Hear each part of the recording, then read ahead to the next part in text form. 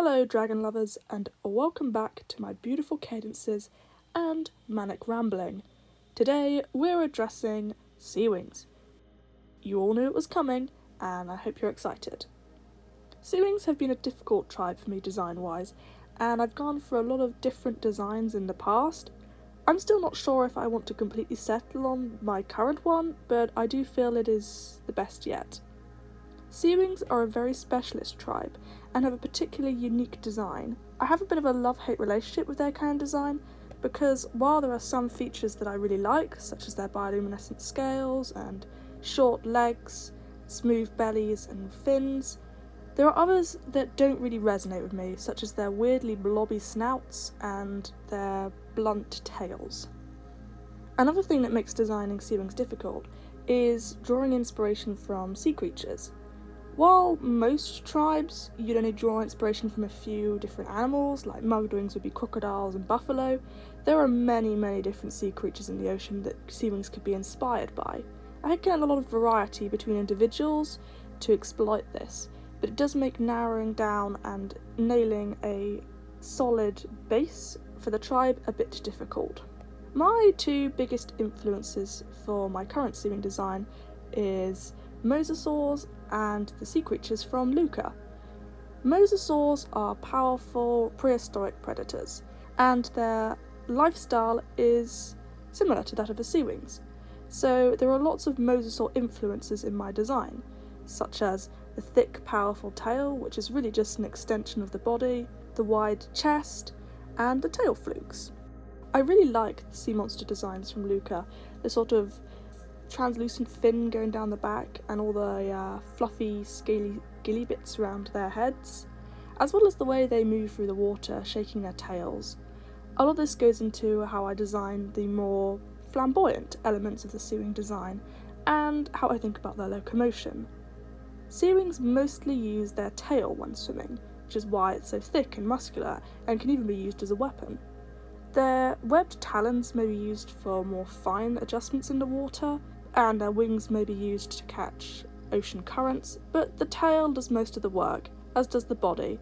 Seawings have quite a long shape, whereas rest of the dragons can be separated into their neck and their body and their tail.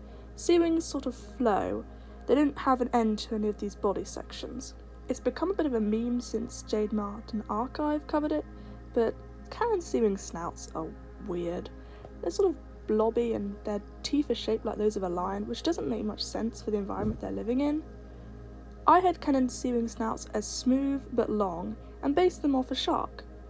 Seawings have short, sharp triangular teeth like a shark and small slitted nostrils to keep water out.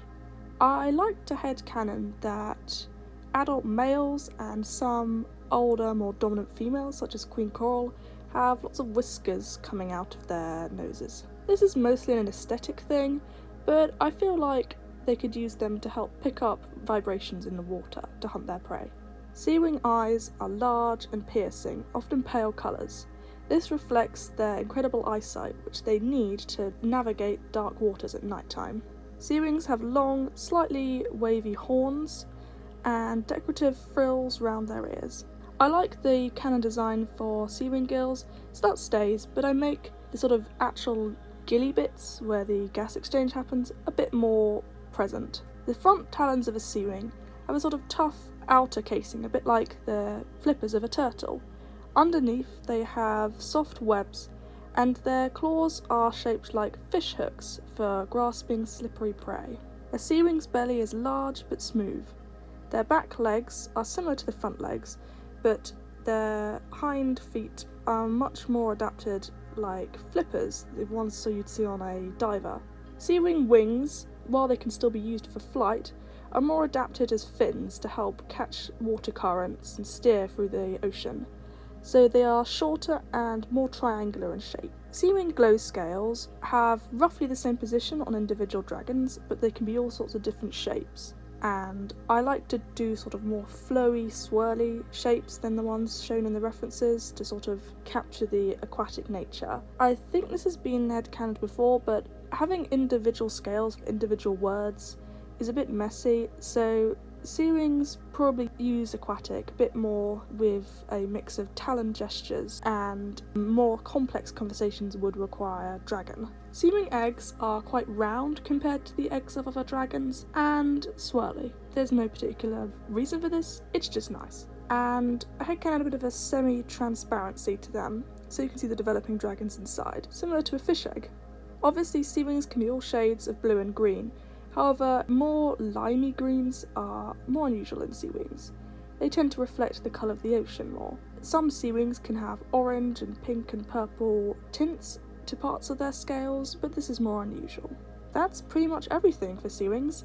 Yes, this was quite a rambly one. Just as it was hard for me to nail down my design, it's hard for me to discuss it. A lot of it is just instinct flowing around my head, a bit of nerdy biology, and just what I think looks nice. Thanks so much for however many subscribers I've got now, it's quite a lot, and I will be doing a 1000 subscriber special soon, which should be fun, so stay tuned for that. Have a good day, and I wish you all the power of Wings of Fire.